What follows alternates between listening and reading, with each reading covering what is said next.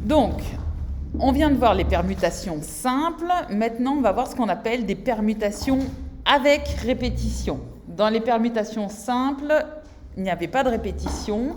Et dans ces permutations, ici, il y aura répétition. Donc, un premier exercice d'introduction, c'est combien de mots différents on peut écrire avec les lettres du mot SOS.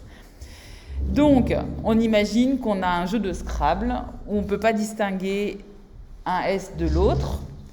Et quand on va faire les différentes possibilités, donc on se retrouve, et bien la première lettre du mot, ce sera un S ou un O. Si on a utilisé un S, et bien il nous reste encore un O ou un S pour la deuxième lettre. OK ?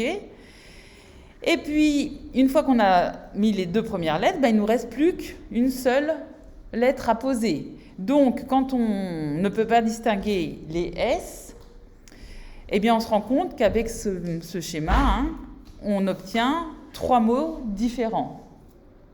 SOS, SSO et OSS. Ça va ? Et du coup, on peut répondre ici, hop, on obtient nos 3 mots possibles. Mais cette première méthode qui est intuitive ici, avec cette situation, elle convient très bien parce qu'on n'a pas beaucoup de lettres. On verra plus tard que quand on a beaucoup de lettres, eh bien, ça devient compliqué de faire ce genre d'arbre, quand on a beaucoup de lettres. Donc, du coup, pour préparer le terrain pour la suite, j'ai fait un arbre où là, je distingue les deux S. Il y en a un que j'écris avec S indice 1 et l'autre que j'écris avec S indice 2. Donc, le premier S, le deuxième S. Donc, quand on distingue les deux S, on se rend compte qu'on obtient en fait 6 mots avec cet arbre-là. Par contre, autant quand on ne pouvait pas distinguer les S, on avait un arbre qui était plus simple à dessiner, mais plus compliqué à construire parce qu'il fallait faire attention. Ici, c'est plus long à dessiner, mais en fait, c'est beaucoup plus rapide à construire parce qu'on se pose nettement moins de questions. Ça va ? Donc souvent, c'est comme ça, ce qu'on gagne d'un côté, on le perd de l'autre. Alors, là, on voit qu'on obtient ces 6 mots, mais maintenant, comme on sait que dans la réalité, on ne peut pas distinguer, sauf si on met comme ça le petit indice 1 et le petit indice 2 sur les lettres S, on ne peut pas les distinguer. Donc, en fait, ce SOS-là ne se distingue pas de ce SOS-là. Ça va ?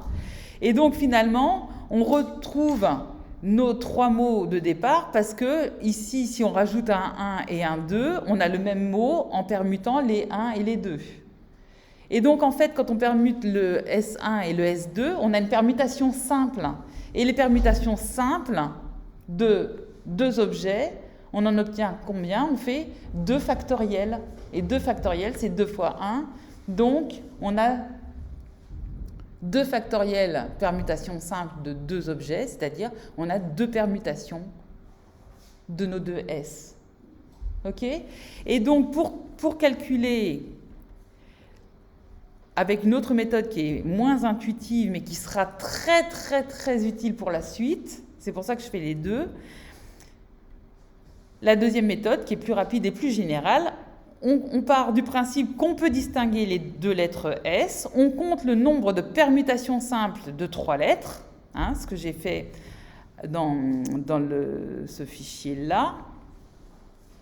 Donc, le nombre de permutations simples de nos 3 lettres, on en trouve 6. Et puis après, on raisonne en disant, comme il y en a certaines qu'on a comptées 2 fois, eh bien on divise par 2, puisqu'on a 2 permutations simples de mots de 2 lettres. Et en fait, ce 2, il faut penser que c'est 2 factoriels. Pour la suite, ça va être très utile. Ça va pour cet exercice-là ? Et sinon, moi, je vous conseille de revisionner cette vidéo.